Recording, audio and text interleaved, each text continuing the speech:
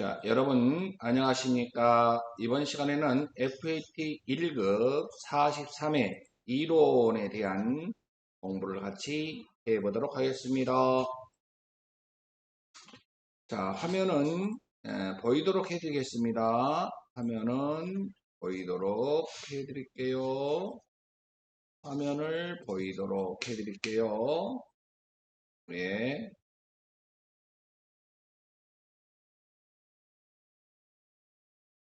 이제는 보일까요?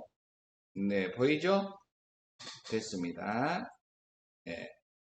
자, 1번 문제부터 보도록 합니다. 1번. 다음 중 손익계산서에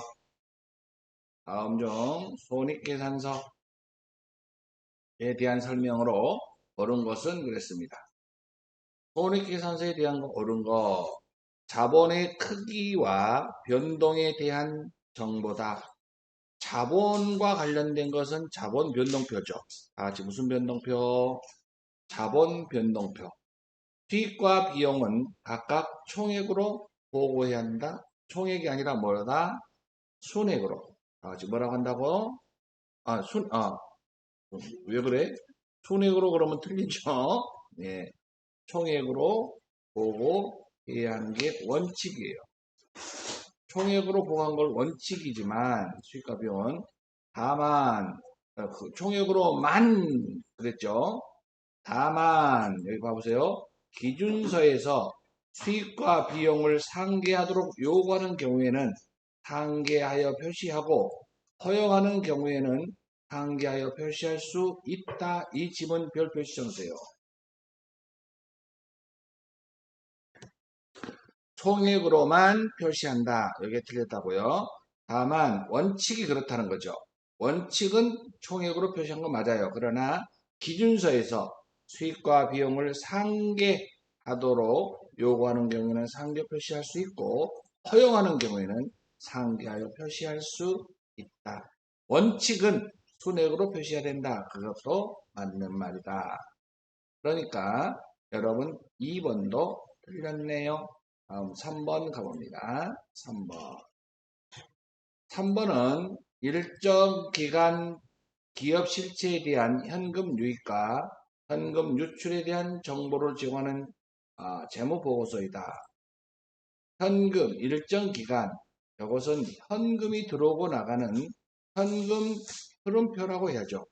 3번은 현금 유입과 현금이 들어오고 나가는 것은 현금 흐름표입니다. 현금 흐름표에 대한 설명이고 여기서는 손익계산서에 대한 설명이라고 했죠. 그러면 여러분 일정 기간의 경영성과죠. 회계기간의 경영성과를 나타낼 뿐만 아니라 기업의 미래 현금 흐름과 수익 창출 능력 등의 예측에 유용한 정보를 제공하는 것, 경영성과를 나타내는 것이 손익계산서의 뜻이다. 1번의 답은 4번입니다. 다음 2번. 2번 보시면요. 다음 중 회계 처리 시 대변의 재무상태표 개정 과목. 재무상태표 개정 과목은 여러분 재무상태표를 그려봐요. 차변에 뭐 와요? 자산, 대변에는 부채, 자본. 자산, 부채, 자본 개정 과목이 대변에 나타나는 거래가 아닌 것 그랬어요. 그럼 여기서 특허권에 대한 것은 여러분 무형자산비 대변에 특허권 자산 나왔죠? 특허권. 무형자산이죠? 맞습니다. 1번. 배상으로 매입한 상품 대금 500만원을 보통 예금 계좌에서 이체했다. 차변의 외상 매입금, 대변의 무슨 예금? 보통 예금. 자산이 감소됐죠? 자산의 감소. 이것도 맞습니다. 다음 외상 매출금 500만원을 어음으로 받다. 차변의 하드럼, 대변의 외상 매출금이 오죠? 대변의 무슨 매출금? 외상 매출금.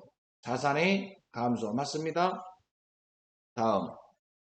전액 비용 처리로 했어요. 소모품에 대해서 기말 결산 시 미사용액 10만 했습니다. 품, 비, 미사용액 여러분 결산본계 생각납니까? 자, 소모품 10만원. 대변에 소모품비 10만원. 대변에 자산부채 자본이 아니라 비용이 왔죠. 대변에 소모품비라고. 그러니까 답은 몇 번이다? 2번에 답 몇 번이라고 해야 돼? 4번이 정답이 되겠습니다. 다음 3번 갑니다. 자, 3번은 여러분 좀 어려울 수 있는데 여러분 이제 여기서 단골이죠. 그렇죠? 여기서는 자, 기초상품의 재고액. 기초상품을 물어봤어요. 자, 그러면 지금부터 우리가 순매출액을 구하려면 순매출액은 일단 순매출액 마이너스 매출 원가는 매출 총이익이 나오죠. 순매출을 먼저 구해야 돼요. 순매출은 어떻게 구하느냐? 순매출액은 총매출액 60만원, 매출액 60만원에서 뭘 빼야 돼요? 매출 환입, 반품 되었죠? 매출 환입 얼마? 5만원 빼고요. 또 매출과 관련된 거 있나 봐봐요. 매출, 애누리, 매출 환입, 매출 할인 다 빼야 되는데 요것밖에 없네. 그러면 순매출액은 얼마 나오냐면 55만원이다. 이렇게 볼 수 있어요. 매출원가를 구해야 돼요. 매출원가 구하는 공식은 매출원가는 어떻게 구합니까? 매출원가는 여러분 여기에 지금 매출총이익이 나와 있네. 15만원이.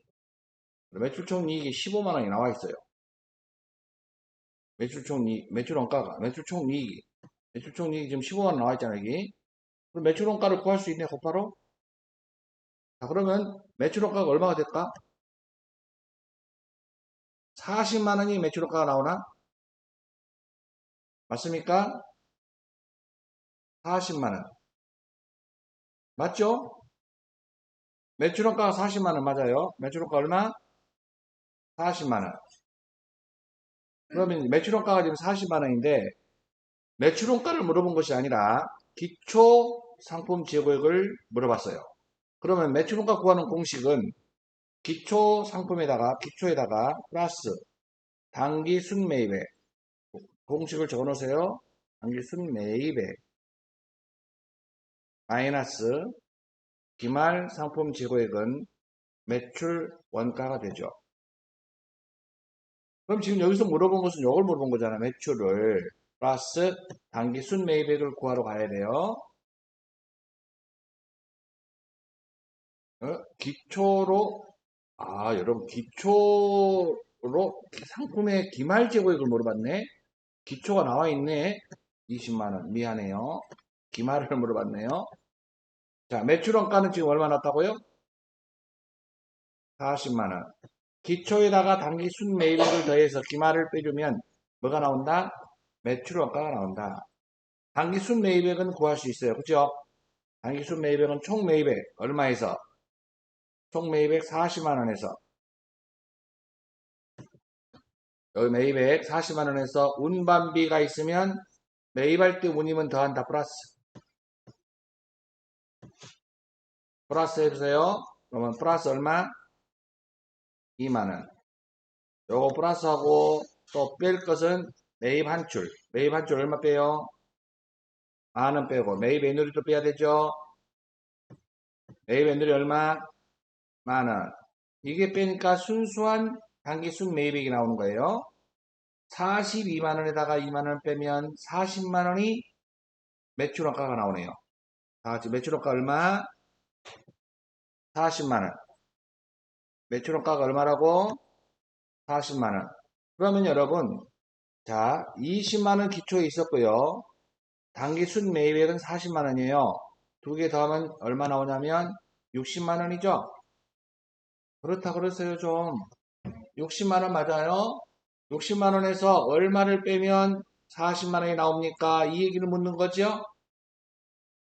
그러면은 얼마가 나와야 합니까? 20만 원이 답인가요? 답은 몇 번입니까? 1번이 답입니다. 요거 여러분 복잡한 문제인데 여기 좀 우리가 AT 시험에서는 단골이기 때문에 이 공식을 대입해서 문제풀이 연습을 확실하게 해두셔야 이 문제를 풀 수 있을 것 같아요. 아니면 여러분 이렇게 생긴 건 1번이라고 외우든지. 다음은 4번. 자, 이 횟수에 여러분 문제가 이론이 쉬운 것은 아니에요. 보니까. 자, 한공이 취득한 비품 관련 자료이다. 자, 결산 후 비품의 장부가액은 그랬어요. 장부가액은 우리가 어떻게 구합니까? 장부가액은 취득원가에서 뭘 뺍니까? 감가상각 누계를 빼면 다 같이 무슨 가액이 나와요? 장부가액이 나와요. 그러면 여러분 취득원가는 지금 이미 나와 있어요. 100만 원.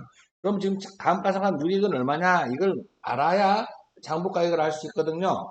그러면 감가상각을 해야 되는데 무슨 법으로 하래요? 정액법이에요. 내용연수 몇 년이에요?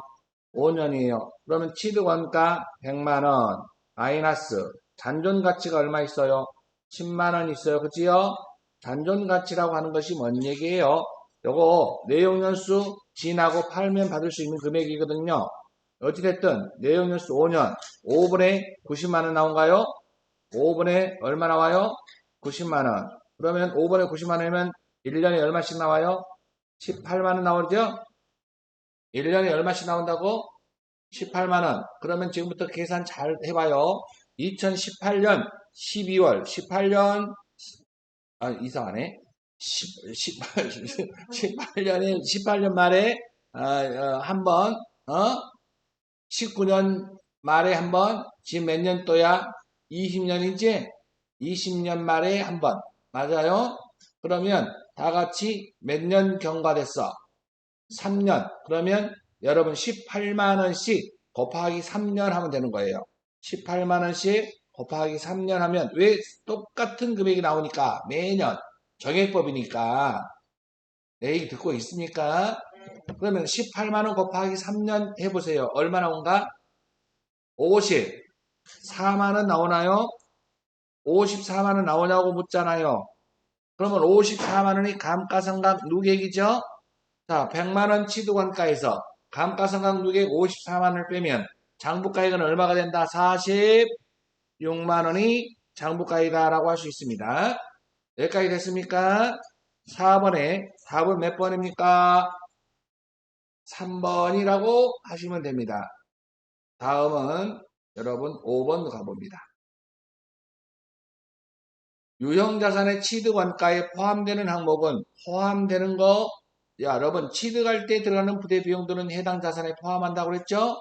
토지 취득시 납부한 취득세는 당연히 해당 자산에 포함하지. 답 몇 번?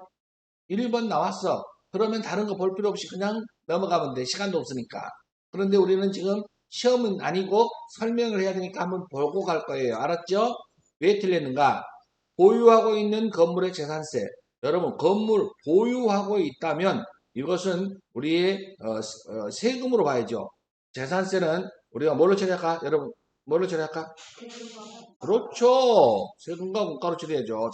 자산이 아니라. 다음 화물 운송용으로 사용하고 있는 차량 운반구 단기 자동차 보험료. 뭐예요? 보험료. 단기 비용으로 사용하고 있잖아요. 취득했을 때의 보험료가 아니에요. 다음 사용 중인 기계장치 현상유지. 무슨 유지라고요? 현상유지는 요거 비용으로 떨어야 되겠죠. 다 같이 이거 무슨 비예요?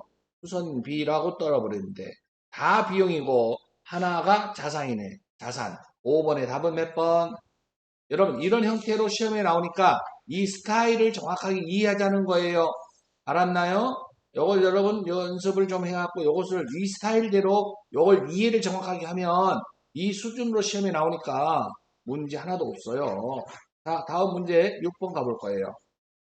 6번. 여러분이 좋아하는 자본 파트예요. 자, 자본 파트의 주식의 발행에 관련된 설명 중 가와 나에 들어갈 자본의 분류를 옳은 것은 주주로부터 현금을 수령하고 주식을 발행하는 경우에 주식의 발행 금액이 액면 금액보다 크다면 주주들한테 비싸게 팔았다는 거잖아요. 주식 발행 초과금으로 하여 주식 발행 초과금은 다 같이 주감자, 뭔 감자? 주감자는 다 같이 자본거래를 통해서 이익 난 거 다 같이 무슨 잉여금? 자본잉여금이라고 생각합니다. 맞나요? 그러면 여러분들도 여기 보면 가나다 자본잉여금 하나밖에 없네. 답은 4번하고 넘어가라고. 확실히 아는 거니까 이건. 알았습니까? 1번부터 3번 아니잖아. 자본잉여금 맞잖아. 근데 우리는 또 뒤에 것도 확인해보고 가자고요. 알았나요? 주주로부터 현금을 수령하고 주식을 발행하는 경우에 주식의 발행 금액이 액면 금액보다 작다면 그 차익을 주식 발행 초과금 범위 내에서 상계하고 먼저 반대 계정인 주식 발행 초과금을 먼저 상계하고 나머지만 가지고 주식 할인 발행 차금으로 회계 처리한다는 건 맞죠? 주식 주감자의 반대말은 주식 할인 발행 차금에 들어가죠? 반대말은 자본 조정에 들어간다라고 말씀드렸습니다. 됐습니까? 됐다고 해주세요. 다음 7번 들어갑니다. 7번 보고 있나요? 다음 자료에 판매비와 관리비는 얼마인가? 이 판매비와 관리비 종류를 다 어떻게 다 외워요? 여과 비료로 끝나는 말, 여과 비료로 끝나는 말 뭐라고요? 여과 비료로 끝나는 말. 이것은 다 같이 판매비와 관리비다. 예외가 있다 그랬는데 두 개가 있다 그랬어요. 다 같이 무슨 비? 개발비. 그렇지. 이건 무형자산이라고 했고 그 다음에 이건 무형자산이에요. 자산. 그 다음에 기타의 대전상각비가 있다 그랬어요. 이것은 영업과 관련이 없는 영업의 비용. 이것만 좀 알아두면 나머지는 문제 없어요. 상품 매입 시 운반비는 자산에다 포함한다. 그러니까 이것은 비용 아니다. 그렇죠? 영업부서의 회식비 다 같이 이것을 뭐라고 합니까? 복리후생비라고 적어놓으세요. 복리후생비 뭐라고요? 복리후생비 여과 비료 여과 비에서 들어가죠? 맞습니까? 상품 매출시 운반비 운반비 맞습니까? 매입시는 자산이라고 말하고 자산에다 포함한다 그랬잖아. 그러니까 요거 다음 은행에 대한 이자 여러분 다 같이 이건 이자 비용이라고 써보세요. 무슨 비용? 여가 비료에 해당되나요? 안 된다고 해주세요. 뭐가 네요? 여가 비료가 아니잖아요. 그러니까 여러분 한 문제 맞지? 자 여러분 자 그러면 여기에 답이 몇 번인가요? 그게 더하면 50만원. 아 진짜 답은 2번이에요. 다음 8번 들어갈 거예요. 8번은 여러분 좀 생소할 수 있는데 요거 하나만 이해하면 돼요. 기말 상품 재고액이 얼마 있어요? 10만원. 여기서 재고자산평가 충당금 있죠? 요것을 여러분 차감적 평가계정 여러분 생각나요? 10만원에서 요거 차감한다 8천원. 그러면 장부가가 얼마가 나오냐면 92,000원짜리다 이렇게 보시면 돼요. 지금 92,000원이다. 그러니까 재고자산평가 충당금이라고 하는 것은 자산에서 상품에서 빼는 놈이다 이렇게 이해하면 돼요. 그럼 92,000원 지금 짰는데 장부가가 92,000원이에요. 무슨 가가? 장부가액이 92,000원이에요. 그런데 지금 기말에 받을 수 있는 순실현 가능 가치가 72,000원이에요. 그러면 차이나는 금액이 얼마 감소했어요? 얼마 감소?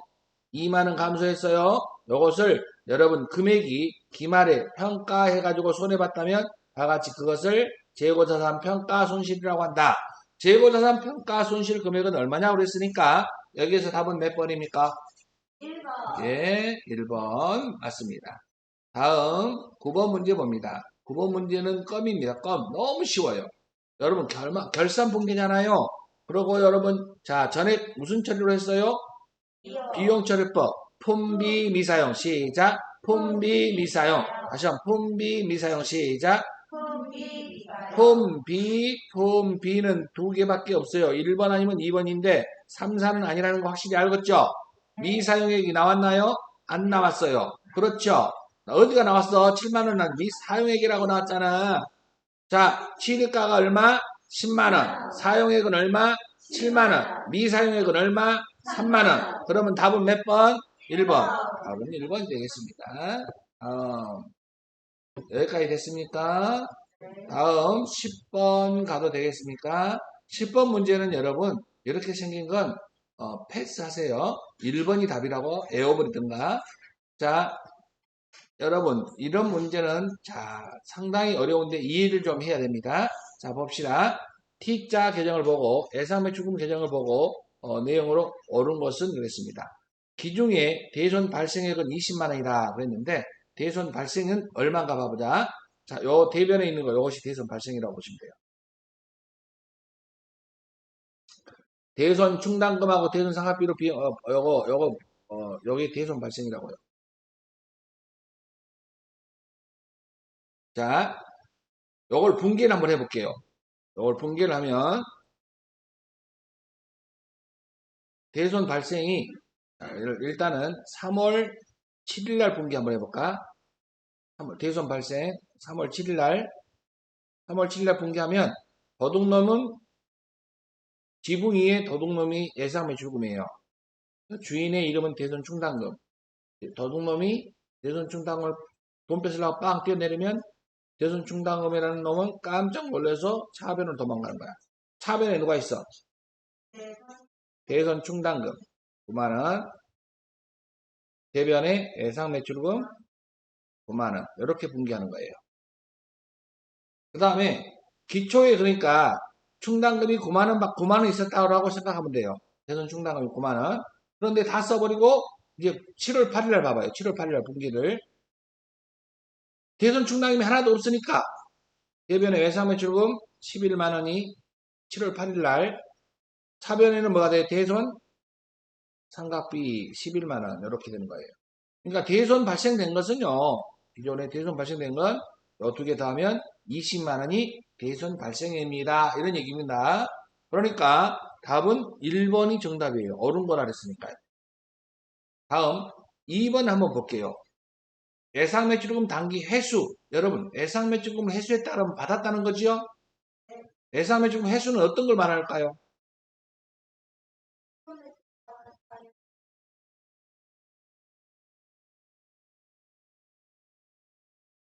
지금 내가 생각 좀 하고 지금 봐야 돼. 봐보면 여기 봐봐요. 예상매출 요거예요. 요거.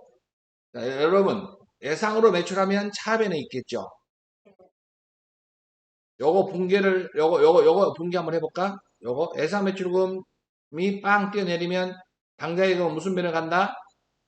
그러면 회수액에 대한 분기를 1월 5일 날 해줄게요. 1월 5일 날 여기다가 차변에 뭐가 와? 당좌이익금 200만 원, 대변에 예상 매출금 200만 원 이렇게 되는 거 맞아요? 여러분 요걸 분기를 해놓고 보니까 이해 가죠? 자, 예상값, 줄었네? 당좌이익으로 들어왔네. 예상값 회수해서 당좌이익으로 받았구나. 그러니까 회수액은 얼마라고 그래야 돼? 220만원이 아니라 200만원이라 그래야 되는 거야. 여기까지 따라왔습니까? 다음, 단기말 예상매출금 미회수액은 기말 잔액을 물은 거야. 기말 잔액. 여러분, 미회수액이 요거 아니야? 미회수액이? 맞습니까? 여기 차변에 있는 건 전부가 다 받을 돈이고요. 대변에 있는 건 받은 건데 대손 나온 것들은 요거 대손이 못 받게 된 거고요. 대손이라고 된 건. 자, 기말 잔액이 얼마나 해야 됩니까? 그렇죠. 여러분들이 잘한 거예요. 그 다음에 이제 여러분들이 어려웠던 건 요거 같아요. 전기말 예상매출금 대손 예상액은 얼마냐? 기초의 대손 충당금이 얼마 있었느냐 이거거든요. 대손 충당금이 얼마 있었을까? 추정할 수 있어요. 바로 9만원, 요거 9만원 요거.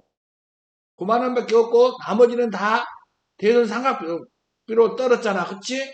그러니까 9만원이 기초에 있었다는 거예요. 추정할 수 있는 거예요. 이것은 11만원이 아니라 얼마? 예, 그래서 자 10번의 답은 몇 번이다? 1번. 다시 한번 T자를 그려서 차변에 있는 것은 예상으로 매출한 거고 받을 돈 맞아요? 그 다음에 대변에는 받은 돈 대손 빼놓고 대손 난 거 빼놓고 요건 대손 발생된 거고 그 다음에 차익 이월이라는 것은 기말 잔액이다. 그러면 이 문제를 푸는데 도움 되겠죠 여러분? 다음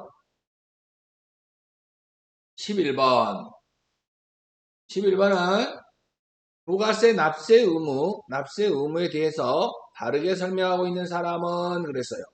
사업자 등록을 하지 않으면 부가세 납세 의무가 없어. 아니요, 있어요. 왜 그러냐면 우리가 사업자 등록하기 전에 사업 개시일로부터 20일 전에 사업자 등록을 신청하게 돼 있어요. 그러니까 사업자 등록 없어도 일단은 개시일 전 사업 개시일 전 20일 전에 사업자 등록을 하라 그랬으니까 그러니까 역산하여 그러니까 20일 그러니까 이것은 여러분 사업자 등록을 하지 않아도 부가세 납세 의무가 있다. 왜냐하면 아까 이야기한 대로 사업자 등록 없이도 사업 개시일로부터 20일 이내에 사업자 등록을 하라 했기 때문에 이것은 예외 규정으로 볼 수 있습니다.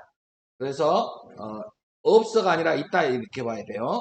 국가나 지방자치단체는 부가세 납세 의무가 있습니다. 여러분 법인세하고는 달라요. 부가세를 지금 묻고 있는 거예요. 알았어요? 간이과세자는 납세 의무가 있어. 당연히 사업자니까. 그러나 면세 사업자는 부가세가 면제됐기 때문에 부가세 납세 의무가 없어요. 준이가 책상에 앉아서 공부를 열심히 하고 있으니까 맞을 거예요. 나머지는 다 서 있잖아요. 자,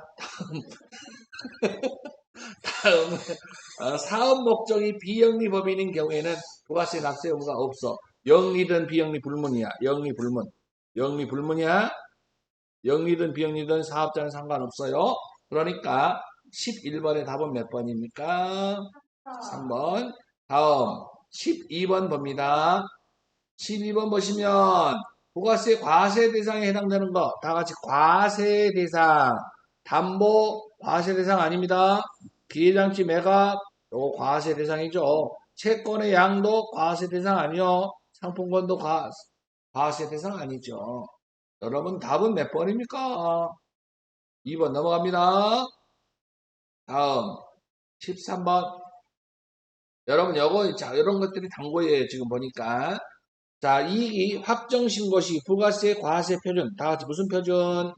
과세 표준을 다른 말로 뭐라고 하냐? 공급가액. 우리가 이해하기 좋게 공급가액 그러면 뭐 이것도 어렵다면 여러분 매출액 이렇게 이해하면 돼요. 과세 표준이 바로 공급가액이고 매출액이다 라고 이해하면 되겠습니다. 자 그러면 여기서 조세 물락 과세 대상 아니라고 했어요. 자, 판매 장려품의 거래처에 여러분 팔아야 할 것을 팔지 않고 거래처에 판매 장려품 원가로 제공했다. 원가는 500만 원이고 시가는 900만 원. 이것을 간주 공급이라고 적어요. 다 같이 무슨 공급? 공급으로 간주한다. 간주 공급 중에서도 사업상 증여, 접대와 관련된 거예요. 물건을 팔아야 하는데 판매하지 않고 접대 목적으로 사용했다 이런 얘기예요. 그렇다 하더라도 부가세 시가의 10%는 세금 내라는 거예요. 그래서 900만 원은 과세 표준에 포함되는 거예요. 그 다음에 화물차를 매각했어요. 100만 원. 이것도 당연히 포함해야 되겠죠. 그러면 두 개 더하면 얼마입니까? 1000만 원. 답은 몇 번입니까? 3번이 답이 되겠습니다. 다음 14번. 다음 부가세법상 세금계산서 발급 의무가 있는 거. 여러분 세금계산서 발급 의무가 있다 그랬죠? 자 그러면 자 여러분 답을 보면 4번이 답이에요. 내국 신용장에 의해서 수출업자의 재화를 공급하는 경우 무슨 신용장이라고 그랬어? 내국 신용장 로컬 LC 구매 확인서 또 뭐가 있어요? 영세율 세금 계산서 이런 말이 나오면 우리는 12영세 실무에서 이렇게 하고 있지요. 맞나요? 12 영세로 했던 거, 요걸 영세율 세금연설을 발행한다고요. 공내 거래니까. 알았습니까? 직수출은 세금연설 교부하지 않잖아요. 요것은 영세율 세금연설을 교부하게 됩니다. 그래서 발급하니까 답은 4번이다. 3번 봐보자. 아니, 1번부터 3번까지 봐보자. 거래처에 판매 장려품을 지급하는 경우, 여러분, 판매 장려품을 지급한다. 이것은 사업상 증여 간주 공급이라고 적어요. 아니, 무슨 공급? 간주 공급은 간주자가 들어간 건 물건을 공급한 걸로 간주한다 그랬기 때문에 세금연수 교부 대상이 아니에요. 영수증 발급 대상 사업자가 신용카드 매출 전표를 발행한 경우, 영수증 발급 대상 사업자가 그러면 이것도 세금에서 최종 소비자를 대상하는 업종이기 때문에 항공기에 의해서 외국 항행 용역을 제공하는 경우 이것도 영수증을 발급해야 되겠죠. 그래서 답은 14번의 답은 몇 번입니까? 4번. 다음 15번 갑니다. 15번. 다음은 항공기업의 여러분 이익이 확정 신고와 관련된 내용이다. 매입세 공제받을 수 없는 금액은 얼마냐? 불공을 물어봤습니까? 네, 그러면 자, 이것은 공제받을 수 있는 거죠? 선물 구입되는 불공, 불공 맞죠? 불공이라고 적어요. 불공, 적대비니까. 근데 여러분들 이건 좀 어렵죠? 토지 조성을 위한 공사비용. 이거 여러분 불공이죠? 불공 중에 어떤 거예요? 토지의 자본적 지출 들어보셨나요? 토지의 자본적 지출에 해당됩니다. 불공 내역에, 불공대 내역에 토지를 조성하는데 들어가는 공사비용 600만원, 요것도 불공에 들어간다. 그럼 불공은 얼마가 됩니까? 800만원이 되고 답은 몇 번입니까? 답은 3번입니다. 여러분 대단히 고생 많았습니다. 수고하셨습니다.